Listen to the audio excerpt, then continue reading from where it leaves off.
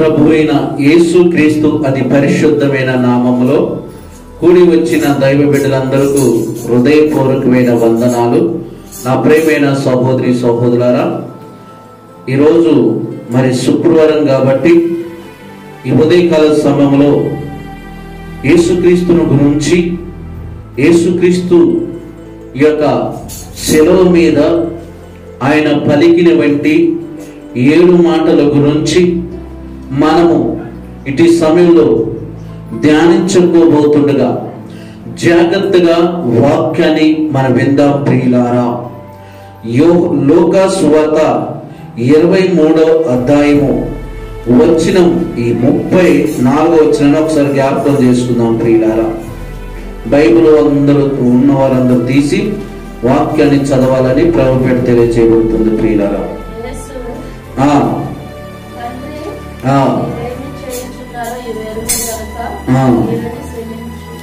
క్షమించుడి. ఈ మాట ఎవరు చెప్తున్నారంటే యేసుక్రీస్తు ప్రభు చెప్తున్నాడు. ఏం చెప్తున్నాడంటే ప్రియులారా, యేసు తండ్రి వీరు ఏమి చేస్తున్నారో వీరు ఎరగరు గనుక వీరిని క్షమించుడని చెప్పిను. అంటే ప్రియులారా, యేసుక్రీస్తు చెప్తున్న మాట అక్కడ ఏ మాట అంటే, ఆయన శిలువ మీద ఉండి ప్రారంభ మాట పలుకుతున్నాడు. తన నోటు గుంట వచ్చిన మాట ఏంటంటే, శిలువ మీద ఉండి ఆయన పలికిన మాట ఏంటంటే, తండ్రి ఇదేమి చేస్తున్నారో వీరు వెరగరు గనక వీళ్ళని క్షమించండి. ప్రియులారా, యేసు ప్రభు ఈ మాట చెప్తున్నాడంటే మనం ఆలోచించవలసినటువంటి విషయం. ఎందుకు యేసు ప్రభు ఈ మాట పలికాడు, ఈ మాట చెప్పాడు అంటే దాని వెనక పరమార్థం కూడా మనం గ్రహించాలి. యేసు ప్రభుని వాళ్ళు ఎలా హింసించారు, యేసు ప్రభుని ఎలా గాయపరిచారు, యేసు ప్రభుని ఎలాగా ఎగతాళి చేశారు, యేసు ప్రభును ఎలాగా ఆయన్ని 39 దెబ్బలు కొర్రాలతో కొట్టబడ్డదన్నమాట. యేసు ప్రభు పైన ముఖం పైన ఊశారు, తలపైన ముళ్ళ కిరీటం పెట్టారు, 2 అంగనాలతో మేకులతో ఉన్న సెంట్రకాలతో తీసుకొని 39 దెబ్బలు కొట్టారు. మోయలేని భారమైన పచ్చి మొద్దైన శిలువను ఆయన భుజం మీదకి వేశారు. ప్రియులారా, ఆయన ప్రియులారా శిలువను మోసుకుంటూ గొల్గొతా కొండపైకి నడిచాడు. అంటే ప్రియులారా, ఎందుకు ఈ విషయాలన్నీ మీకు చెప్తున్నానంటే, యేసయ్య త్యాగం ఏంటో ఈరోజు మనిషికి అర్థం కావాలి. యేసు ప్రేమ ఎంత గొప్పదో మనిషి ఈరోజు తెలుసుకోవాలి ప్రియులారా. ఆయన ఆకాశానికి భూమికి మధ్యలో శిలువ పైన వేలాడుతూ ఆయన నోటుగుంట పలికిన మాట ఏంటో తెలుసా? తండ్రి వీరు ఏమి చేస్తున్నారు, వీరు ఎరగరు గనక వీరిని క్షమించండి. ఎంతగా యేసుక్రీస్తు ప్రభు తగ్గించుకున్నాడో, ఎంతగా యేసుక్రీస్తు ప్రభు లోబడ్డాడో ఒక్కసారి మీరు ఆలోచన చేయండి ప్రియులారా. ఏంటి దేవుడి యొక్క ప్రేమ ఇంత త్యాగం ఉంది, దేవుడి ప్రేమ ఇంత గొప్పగా ఉంది. ఒకసారి మీరు ఆలోచన చేయండి ప్రియులారా. యేసయ్య ఎలా ప్రేమించిందంట, అక్కడ ఉన్న శత్రువులను ప్రేమించిండు. ఆయన ముఖం పైన మూసిన వారిని క్షమించిండు, ఆయన్ని గేలి చేసిన వారిని కూడా క్షమించిండు, ఆయనని 39 దెబ్బలు కొరలతో కొట్టిన వారిని కూడా క్షమించిండు, ఆయనకి శిక్ష వేసిన ఆ యొక్క అధికారి కూడా క్షమించిండు. అంటే ప్రియులారా, నడి వీధిలో ఆయన్ని నాట్యం చేస్తూ కూడా ఆయన్ని దోషిస్తున్న వారిని కూడా యేసయ్య క్షమించిండు. వీళ్ళందరినీ క్షమించటానికి కారణం ఏంటంటే యేసయ్య ప్రేమ చూపాడు. ఏం చూపాడు? ప్రేమ చూపిండు. ప్రియులారా, ఎందుకు ఇంత ప్రేమ చూపించిండు? ఇంతగా ప్రేమ ఎందుకు చూపించవలసి వచ్చింది? ఆయన విమర్శించిన వారిని, ఆయన కొట్టిన వారిని, ఆయన తిట్టిన వారిని, ఆయన దూషించిన వారిని, ఆయన అంగీ తీసుకొని షీట్లు వేసిన వారిని, శిలవకి మేకులతో పిల్లలు నాటిన వారిని అందరూ కూడా క్షమించిండు. క్షమించే గుణం ఎవరిలో ఉందంటే ఒక యేసుక్రీస్తు ప్రభువును బట్టి మనం నేర్చుకోవాలి ప్రియులారా. ఈరోజు ఎంతమంది మన తోటి వారిని క్షమించే మనసు మనకుంది, ఎంతమంది మన తోటి వారిని ప్రేమించే మనసు మనకి ఎంతమందికి ఉన్నది ప్రియులారా. యేసయ్య ఏం చూపించాడంటే ప్రేమ చూపించిండు ప్రియులారా. యేసయ్య ప్రేమే చూపించాడు కాబట్టి ఆ ప్రేమ దగ్గరికి ఈరోజు ప్రజలు వస్తున్నారు. నిజంగా ఈరోజు యేసయ్య వాళ్ళ పట్ల జాలి పడ్డాడు, యేసయ్య వాళ్ళని ప్రేమించాడు, యేసయ్య వాళ్ళని కరుణించిండు, యేసయ్య వాళ్ళని క్షమించిండు కాబట్టి యేసయ్య ప్రభు దగ్గరికి అనేక మంది వస్తున్నారు, యేసు ప్రభువుని నమ్ముకుంటున్నారు, యేసుక్రీస్తుని సొంత రక్షకుడుగా అంగీకరిస్తున్నాడు ప్రియులారా. ఆయన సెలవులో మొదటగా పలికిన మాట ఏంటో తెలుసా? తండ్రి, వీరు ఏమి చేస్తున్నారు, వీరు ఎరగరు కనుక వీరిని క్షమించండి. మత్తయి సువార్తలోకి వెళ్దాం ప్రియులారా, మీకు అర్థం కంటే ఏం చెప్తాను ప్రియులారా. మత్తయి సువార్త 5వ అధ్యాయము 45వ వచనం. మత్తయి సువార్త 5వ అధ్యాయం 44వ వచనంలో కూడా అక్కడ తెలియపరచబడుతుంది ప్రియులారా. చదువుకుందాం, బైబిల్ ఉన్న వారందరూ తీయండి ప్రియులారా. 5:44 వచనం తీసారా? 5:44 వచనం నేను చదువుతాను, వినండి ప్రియులారా. నేను నీతో చెప్పిందేమనగా, మీరు మీ పరలోకమందున్న మీ తండ్రికి కుమారులై ఉండినట్టుగా మీ శత్రువులను ప్రేమించుడి, మిమ్మల్ని హింసించు వారి కొరకు ప్రార్థన చేయుడి. యేసు ప్రభు ఎప్పుడు చెప్పిన మాట ప్రియులారా? ప్రారంభంలోనే చెప్పబడ్డ మాట. మత్తయి సువార్త 5వ అధ్యాయము 44వ వచనములో యేసు ప్రభు చెప్పిన మాట. ఇదిగో, మిమ్మల్ని హింసించేవారు, మిమ్మల్ని దూషించేవారు, మిమ్మల్ని అవమానపరిచేవారిని కూడా మీరు ఏం చేయమన్నాడు? క్షమించండి అంటున్నాడు ప్రియులారా. క్షమించేమన్నారు? వారి వరకు మీరు ప్రార్థన చేయండి అంటున్నాడు ప్రియులారా. ఈరోజు ప్రియులారా ఇంకొక మీకు 43వ వచనం కూడా చెప్పబడుతుంది. నీ పొరుగు వారిని ప్రేమించుడి. ఏం చెప్తున్నాడు? నీ పొరుగు వారిని ప్రేమించండి అంటున్నాడు ప్రియులారా. ఇంకా తెలియపరచబడుతుంది ఏంటంటే, నేను నీతో చెప్పిందేమనగా, మీరు మీ పరలోకమందున్న మీ తండ్రికి కుమారులై ఉండినట్టుగా మీ శత్రువులని ప్రేమించండి. నిజంగా మనం దేవుణ్ణి నమ్ముకున్న వారమైతే, దేవుని దగ్గరికి వచ్చిన వారమైతే, మనం మారుమనసు పొందిన వారమైతే, బాప్తిసం తీసుకున్న వారమైతే, దేవుని కుమార్తెలుగా, దేవుడు కుమారులుగా పిలువబడుతున్న మనము పరలోకమందున్న తండ్రికి పిల్లలుగా మనం ఉండాలంటే, పరలోకమైన తండ్రికి కుమార్తెలుగా కుమారులుగా మనం ఉండాలంటే మొదట మనం చేయవలసిన పని ఏంటో తెలుసా ప్రియులారా? అక్కడ ఎంత బాగా చెప్తుందో తెలుసా ప్రియులారా? మీ శత్రువులను ప్రేమించండి. ఎవరిని ప్రేమించమన్నాడు? శత్రువులను ప్రేమించండి. మీ శత్రువులను ప్రేమించండి. మీ శత్రువు కొరకు ప్రార్థన చేయండి. ఈరోజు ఎంతమంది శత్రువులను ప్రేమించేవారు ఉన్నారు. మనల్ని మోసమే చేసిండు, మనల్ని అనేకమైన అవమానపరిచాడు, మన గురించి బ్యాడ్గా ప్రచారం చేస్తున్నాడు, మన గురించి గేలి చేస్తున్నాడు, మన అవమానపరుచుతున్నాడు, మన కించపరుచుతున్నాడు, మన చిన్న చూపు చూస్తున్నాడు. అయినప్పటికీ వారిని మనం ప్రేమించే విధంగా ఉన్నామా? వారిని పిల్లల వారి కొరకు ప్రార్థన చేసేవారిగా ఉన్నామా? ఒకసారి మీరు ఆలోచన చేయాలి నా ప్రియమైన సహోదరి సహోదరా.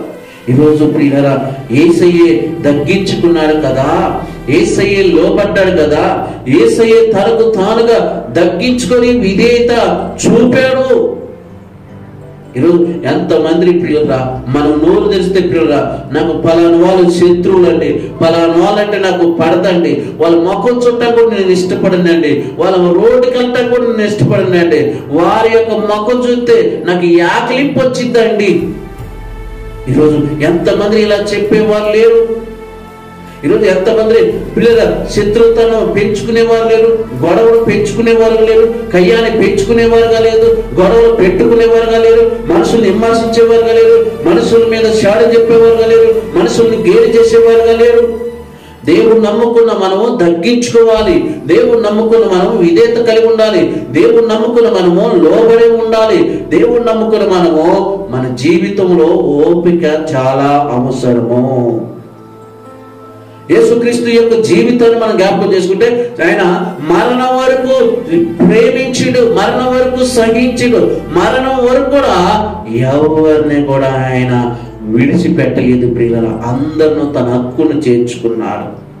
అందుకనే లోక సంబంధమైన ప్రేమ ఎసటంటే ఈ చిన్న చిన్న వాటికే అలవాటు పడింది. కానీ దేవుడు ప్రేమ ఏంటో తెలుసా? మరణం వరకు మనల్ని ప్రేమించాడు. మళ్ళీ ఎందుకు అసలు యేసు ప్రభు ప్రేమించాడు? మనలో ఏ మంచి ఉందని ప్రేమించాడు, మనకి ఏ మంచి లక్షణం ఉందని ప్రేమించాడు, మనకి ఏ మంచి గుణం ఉందని ప్రేమించాడు, మనల్ని ఎందుకు పిలిచాడు, మనల్ని ఎందుకు మన జీవితాన్ని మార్చాలనుకున్నాడు, మన బతుకుని మార్చాలనుకున్నాడు, మన కుటుంబాన్ని చక్కబెట్టాలనుకున్నాడు, మన పిల్లలకి చక్కని మార్గంలో నడిపించాలని ఎందుకు అనుకుంటున్నాడు? ఆయనకి మనం ఏమీ కానప్పటికీ కూడా ఆయన మనం కావాలని ఆయన కోరుకొని మన దగ్గరకు వచ్చాడు. ఆయన మనం కావాలని ఆయన మనల్ని పిలిచాడు. ప్రియులారా, నిజంగా ఈరోజు ఎంతమంది ఆ యేసయ్య త్యాగాన్ని చూడగలుగుతున్నాం, యేసయ్య ప్రేమని అర్థం చేసుకోగలుగుతున్నాం, యేసుక్రీస్తు యొక్క త్యాగాన్ని మనం ఎంత మన మైండ్లో గుర్తు పెట్టుకున్నాం. ఈరోజు ఈ ప్రకృతిలోకి వచ్చిన మనిషి, ఈ ప్రకృతిలో నివాసిస్తున్న మనిషి ఈ ప్రకృతిమైన రంగులలోకాన్ని చూసి లోకానికి పంపిన దేవుని మర్చి ఈ రంగులోకంలో మనిషి మునుగుతున్నాడు. దేవుణ్ణి మర్చిపోయాడు.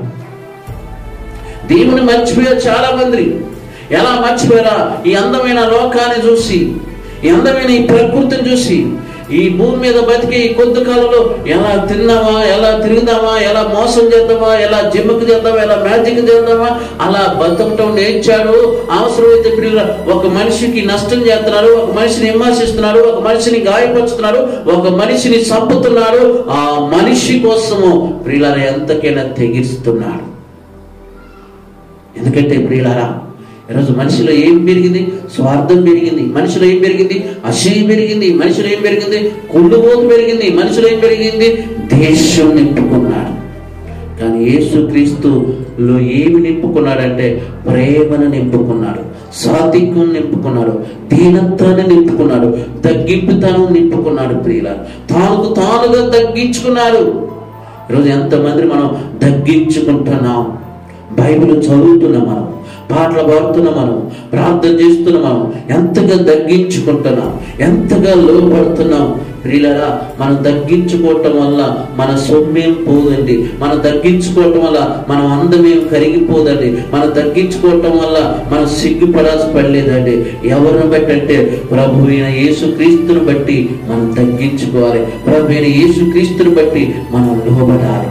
ప్రియులారా, ఆయన 39 దెబ్బలు కొర్రాలతో దెబ్బలు తిన్నప్పటికీ, ఆ యొక్క శిలవుకి మేకులు, చేతులకి మేకులు దించినప్పటికీ, తలకి ముళ్ళకిట్లు పెట్టినప్పటికీ తన యొక్క ప్రియుల దీనత్వాన్ని ఒక్కసారి మనం జ్ఞాపకం చేసుకోవాలి. ప్రియులారా, ఎంతగా ఆయన తగ్గించుకున్నాడో ఒక్కసారి జ్ఞాపకం చేసుకోండి.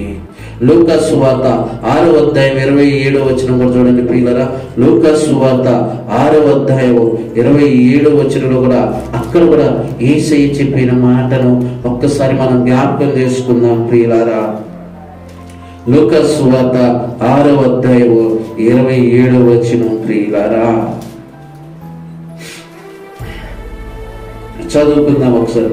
మీ శత్రువులను ప్రేమించుడి, మిమ్మల్ని దేశించు వారికి మేలు చేయుడి. ఏమన్నారు ఇక్కడ? మీ శత్రువులను ప్రేమించండి.